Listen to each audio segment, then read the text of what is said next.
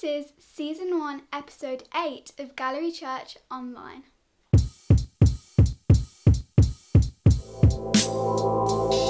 A huge welcome to church this morning, currently hosted from here, Pastor Andy, Pastor Rachel's home. And you can find us on the YouTube channel, Gallery Church's YouTube channel. A massive welcome to all of the GC peeps, all GC family, friends and old friends of Gallery Church.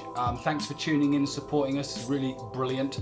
And people who have been joining us in the last couple of weeks, and I know there's quite a few. Welcome to you. Comment in the section at the side here. We'd love to hear from you. Just say hello and let us know you're with us. And the Gallery people will be ever so chilled and be like, hello, nice to see you, how are you, what's going on? Honestly, they might not be quite that bad, but they will be welcoming, and I am welcoming you to perhaps your new church. So it's going to be a superb morning ahead, and that is a welcome.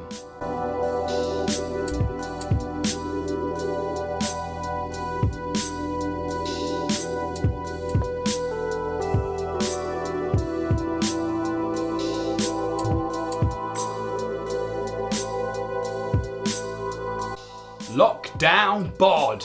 I gotta be honest with you, before lockdown I was so ripped, it was unbelievable. I looked like Thor. But now, let me just be honest, it's a total lie. I still look quite similar. And some people on the older interwebs are doing a bit of lying as well, saying, oh, before lockdown I was like this, my bod was incred. And now, after lockdown, it's a complete disaster. If we're honest, the situation was more like this. Lockdown bod, keeping it real. We've had some superb stuff going on at GC this week. Every morning we've been meeting to pray at Battlefront or Fight Club or whatever spiritual term we're giving it, and it's fueling the church and it's fueling amazing change in people's lives as well. Tuesday night live has been excellent. Rach and I just sharing where we are. I encourage you to join with us. We had big numbers this week. Big numbers. We hit 30 at one point. It was amazing. But Dave Gilpin from the senior pastor of Hope City Church Global joined in with us as well. And I didn't really say hello properly because I thought it was just one of our clever people who's changed their name to something and was pretending to be Dave. So I was like, oh, Dave's in, and we moved on. So if you're watching this, Dave, all honour and respect to you. But it's been wonderful. How good has it been? I've really enjoyed Tuesday night. It's been good to see you guys. Good for the live chat's been good for banter and family and connection. It reminds me of when a family gets back together, you know, at tea time or dinner time or at a weekend when everyone's been out doing stuff and there's a good laugh and a good joke. And that's what it is, just keeping the family connected. I know a lot of people are watching and not commenting. They just want some connection as well. We're happy to do it. And we're happy to encourage anyone to join in and just be part of that. It's so good. And it's been huge this week because Alpha has also started at Gallery Church. Thursday saw the launch of our first ever online Alpha course. Amazing, we got a great number of candidates and it's all kicking off. They shared pictures of their shoes. If you know, you know. But there's still a chance for you to join, and maybe at the end of this service, you'll be thinking, whoa, after that guy was dancing around, that lady said some amazing things and the worship songs changed my life. And I think I want to go and ask some more questions about Christianity and about God. So I encourage you, you can still join the first couple of weeks. But the Alpha team are buzzing, it's gone really well. And so praise God for amazing things happening at Gallery Church.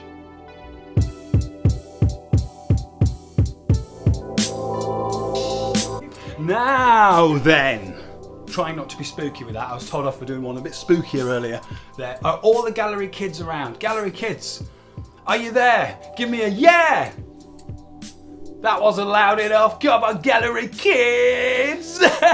Sorry, I don't know what's happened there. Are you there? All right, okay, I've got a letter for you, for all of you. Gather round, quick.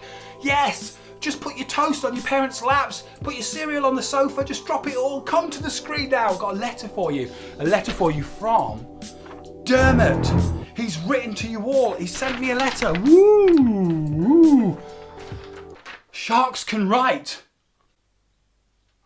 So he sent a letter to all the Gallery kids because I think he saw what we were doing online. But I'll have a read now and let's see what's going on. This is from DERMOT the SHARK. If you're not sure who DERMOT is, he's the kids mascot at Gallery Church. We think mixing sharks and kids is always a good idea. To the Gallery kids, thank you for your drawings and dances. Although I haven't seen any of you guys for a while now, seeing them has made me feel really good. Some have made me smile, showing all of my teeth, and some have been very skillful, and others have genuinely been rubbish. I'm not sure how much longer this lockdown is going to go on for, because they don't tend to let great white sharks into 10 Downing Street anymore. I bet dolphins are still allowed in though. I thought I'd write you a letter, because I think you've been quite nice to me, and I reckon I actually like one or two of the Gallery kids now. Although there's still a few of them that really wind me up. There's this one kid, hang on a second. Another positive bit here. It says, I think GC Church Online is going quite well. It's cool seeing the worship team and Pastor Rach. Although that Andy guy seems to think he's funny and he's not. Here's a list of 15 things that okay, alright, hang on. Okay, and at the end he puts this, gonna stop writing now because it's quite hard to hold this pen. And I've run out of thoughts. Anyway, write back to me if you want. It would be nice, but I'm not that bothered anyway. Also, get your parents to send me some fish in the envelope too. DERMOT. DERMOT. DERMOT. DERMOT. DERMOT. DERMOT. DERMOT. DERMOT. A letter from DERMOT. Gallery kids, get right into DERMOT. Loads of encouragement. He likes one or two of you by the sounds of things. So that's real progress because he wasn't sure at first. Gallery kids, can you write a letter? I don't know really. Can you get some help to write a letter? Would you just get a handprint and just put it on a page? I don't know what you're going to do, but write to DERMOT. You're changing his life with all your kindness and kind words and energy for him. So that's cool. Well done.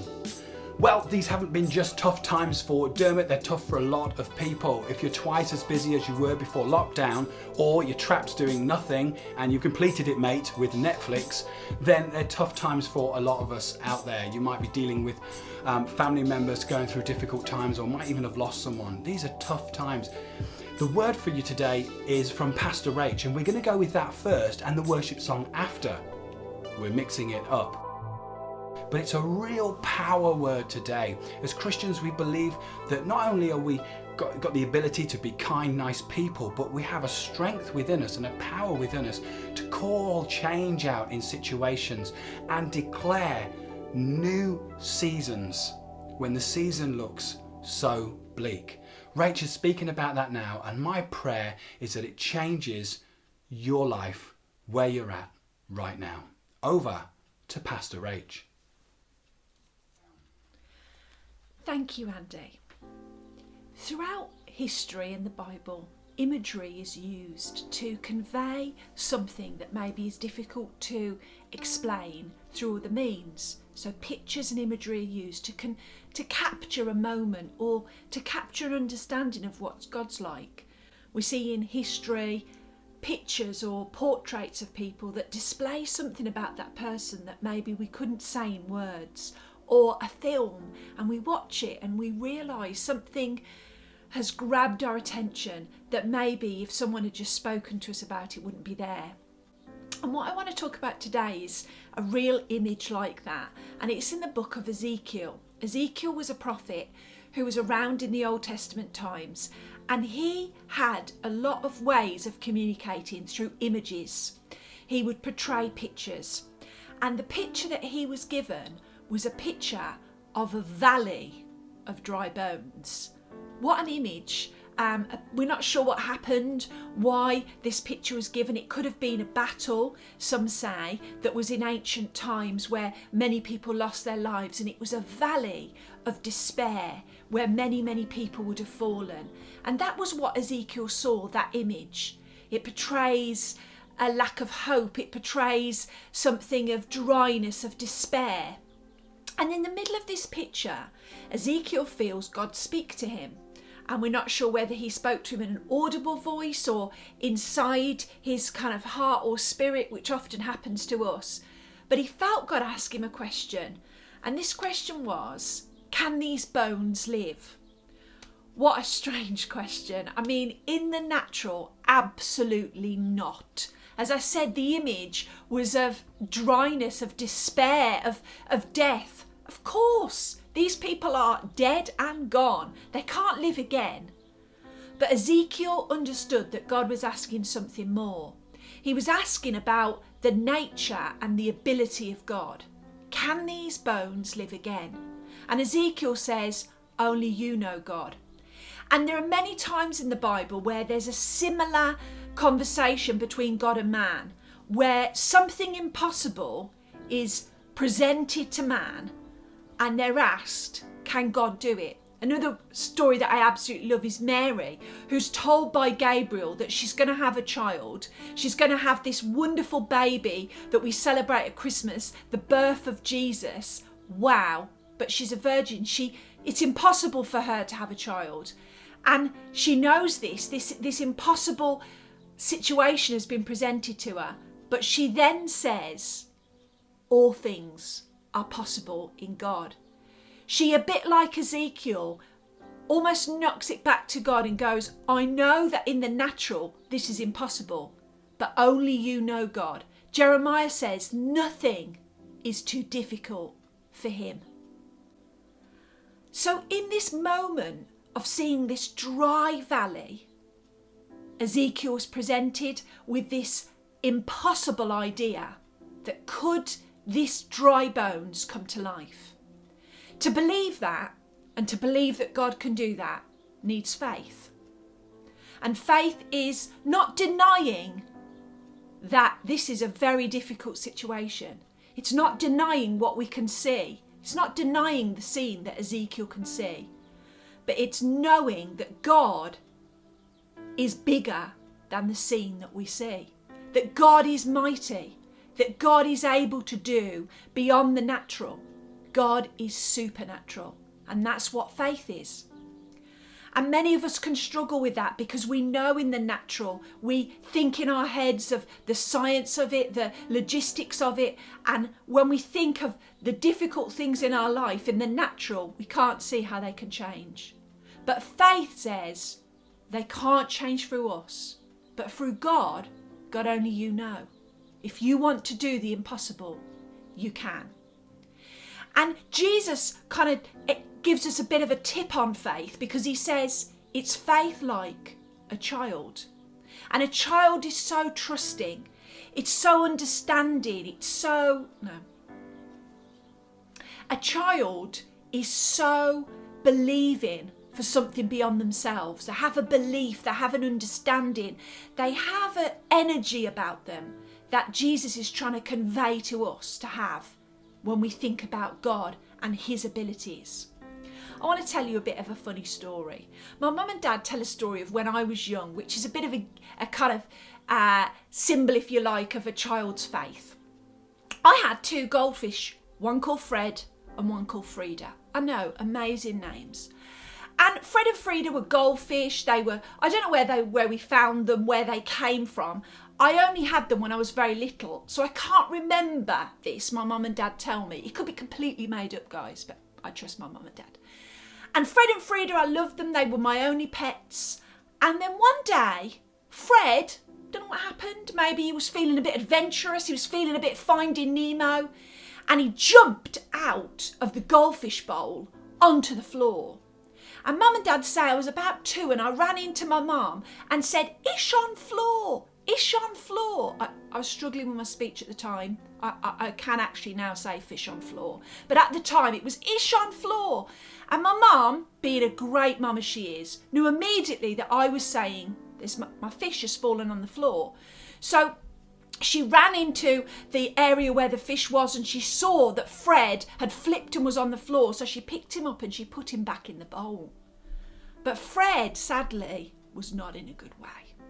This is where, if you're kids, this is a tough bit of the story. Because Fred was flapping around a bit, he was struggling to swim, and his tail was a bit hanging off. So really sad for Fred. But me being a mighty woman of power at 2 years old, the faith of Ezekiel or the faith of Jeremiah, I said to my mum, pray for Ish. And I laid my hand on the bowl. What a ministry I had, guys. What an amazing faith ministry I had. And so my mum and me prayed for my fish, Fred, that he would be revived from his near-death experience.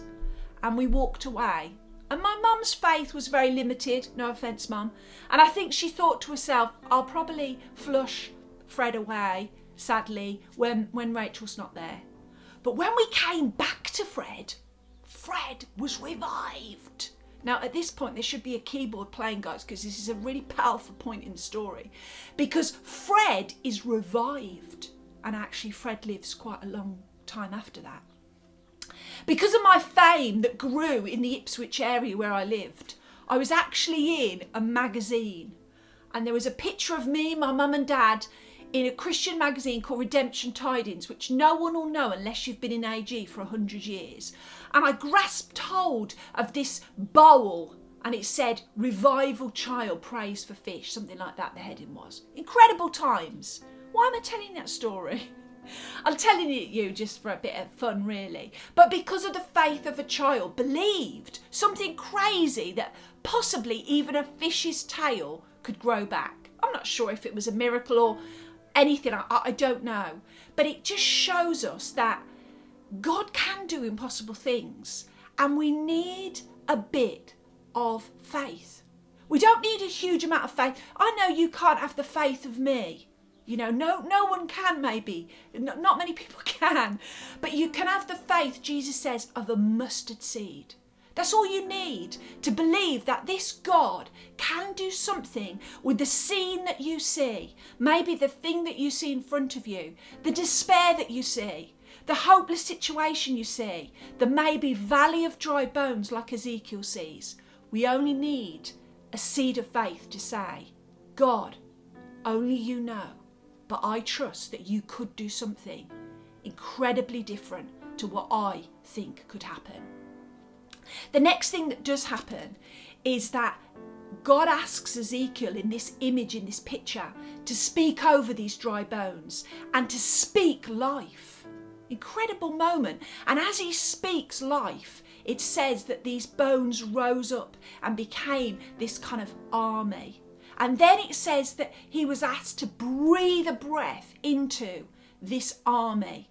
And they became this wonderful people who were alive again. Incredible image, incredible picture. And I feel that in every season, God is able to breathe life into us. And I'm not just meaning life as in life that we have, what a precious life we have, and we believe that life comes from God. But I actually believe in a life inside of us. Christians believe in our soul. And I believe that God can breathe life into our soul. A soul that maybe is dead to God. A soul that finds it difficult to connect. A soul that's maybe wandered away and struggles now. God can breathe life into that again. That word life, that breath of life is ruach. It's the same word right in the book of Genesis, the first book in the Bible, when Adam is created and it says that God breathed into him. So that word ruach means the breath of God. God can breathe into us. He can make something new into our lives. Us Christians, we still need the breath of God to be breathed into us. That life to come into our souls. It says that even the young grow tired and weary. But as we wait on God, he can breathe and revive us. I want to pray for you today that that breath of God comes into you. For the first time, maybe you've never felt that before, or that you need that revival again. You've got tired, you've got weary, and these days are dry and weary at times. So there's a wonderful other image that I think to leave us with about breathing life into us. That I think is a bit like the picture of Ezekiel with the army kind of rising up into this new life. And it's a desert, and that desert looks like nothing's happening. It looks dry, it looks barren. In fact, Death Valley, one of the places, it says one of the driest and barrenest places on earth. But occasionally this incredible thing in nature happens where there's these outpouring of rain. And from it out sprouts from the desert wonderful wildflowers. And I love looking at it because you see this first glimpse where there's nothing's happening. But then you see later on this incredible explosion of colour and flowers that's all over the desert for a period. Incredible natural phenomenon. And I just think that at this time, I want that image to kind of rest with us, a bit like the picture that we have in the book of Ezekiel. That God wants to take us in our place of dryness, and he wants to breathe in life, and he wants to speak life over us, that where there is something dry, new life can come. You know, even in this difficult time, new life can come. We're hearing stories of people who've never thought about God, or God has been far away from them, but they are beginning to think about something supernatural, and in their soul, new life is coming. Or maybe they've been away from church for years and years, but something's calling them back. And from this nothingness, this dryness, new life is coming. And in the church, maybe we've got a bit lazy, we've got a bit casual, we've forgotten the amazing mandate that we have to bring life to this nation. But now, new life is coming to the church. Brilliant times, I think. Even though they're difficult, brilliant times where God is breathing new life into us. I'm going to pray in a minute, and after this prayer, we're going to have a song. And that song, I think, summarises everything that I'm going to say. It's performed brilliantly. And I'm praying that in that song, new life will come to you. That the breath of God would come into you. That question will be said to you, can life come into me? This dry person that I am? And you can say, only God knows. God can do the impossible. He can bring new life into the difficult times, the difficult things that I'm living in. He can bring something about that is good. Let's pray. God, I just want to thank you that when you look at us and you look at some of us with a picture, you don't see despair. You don't see maybe what we see. You see hope. And you see an opportunity to breathe new life into us. So God, I pray that today, in every single one of us, you would breathe your breath of life into us. That new life would come. God, if we don't know you, or we haven't known you till today, I pray that that seed of faith will rise up in our heart, that maybe you can do something different with us, that you can bring about a change, and that new life can come. And for each and every one of us, I pray that where there is a dryness, where there is a weariness, where there maybe is despair or a lack of hope, I pray that new life will be breathed into us today. Amen. Thank you so much for listening. And as I said, I pray that this song will minister to you right now. Amen.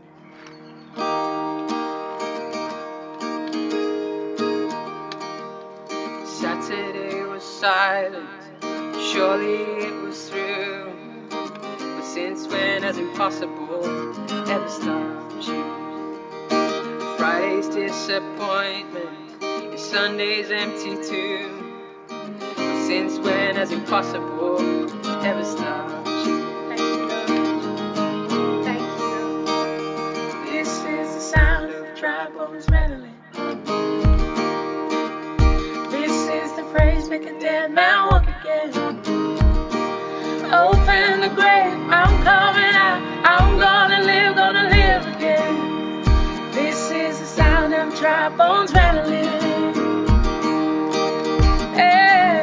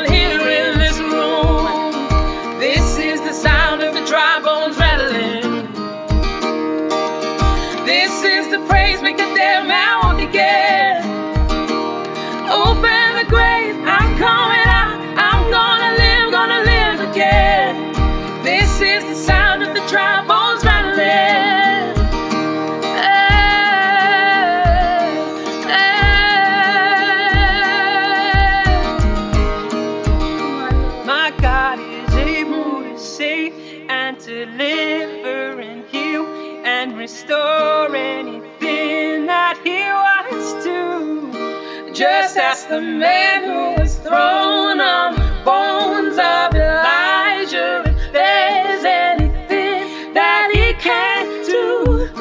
Just ask the stone that was rolled at the tomb in the garden what happens when God says to move. I feel him move.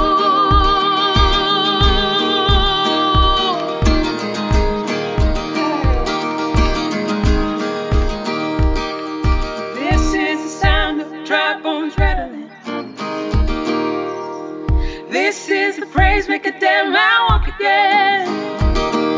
Open the grave, I'm coming out. I'm gonna live again. Open the grave, I'm coming out. I'm gonna live again. Open the grave, I'm coming out. I'm gonna live again. Open the grave, I'm coming out. I'm gonna live again. Open the grave, I'm coming out. I'm gonna live again. Whoa, what an amazing song. I'm praying in you is growing faith. Starts as a mustard seed and changes with a mountain move. That's my prayer for you today. Pastor Andy, I've only just started watching church. Listen, it doesn't matter. If you've got faith in Jesus, you can change circumstances and you can change situations. It's amazing. If you said that prayer with Rach today about getting to know Jesus more, I would encourage you to just go online to our website, have a look at what's on screen there, click the Follow Jesus button, and fill out a form and let us know if you've responded at all to following Jesus today. You are so welcome. We want to help you on your journey and we want to be part of a new family for you as you follow Jesus. Also, I encourage you, there's still time to sign up for Alpha, so maybe that's the option for you. If you feel at all that you need prayer in this time, you need actual physical support, please do email in Gallery Church. We love you, we're a family, we're ready to support. And along that theme, we support a number of charities thanks to the generous giving of the people of the church. We support Compassion, a charity working across the world, helping children, pulling them out of poverty, giving them education, food and support. We also support Reach Out Network, helping the homeless people in Birmingham with Paul and his team over there. And we also support Crisis, who help vulnerable people all over the UK as well, by giving them use of our room for a good number of hours every month. And so just a note to the regular gallery givers, you can still give in this time, absolutely. Some details are coming on the screen and I would encourage you at this time, yes, handle your finances with care. That's very, very important. Have a look what's going in, what's going out, what's changed for you. But also, I would say, handle your finances with faith. Honor God with them and He will not see you short. I encourage you in this time, take a step of faith. Maybe it's to bless the family that need blessing. Maybe it's to continue your tithe. Maybe it's to give in a new way. The details are on the screen. You're able to give in many ways at Gallery Church. Thanks so much for joining us today, everybody. Supporters from afar, brand new people. It's great to have everybody in the house of God. I know it's a virtual house, but we're all still together. God loves you, and so do we. Bye-bye.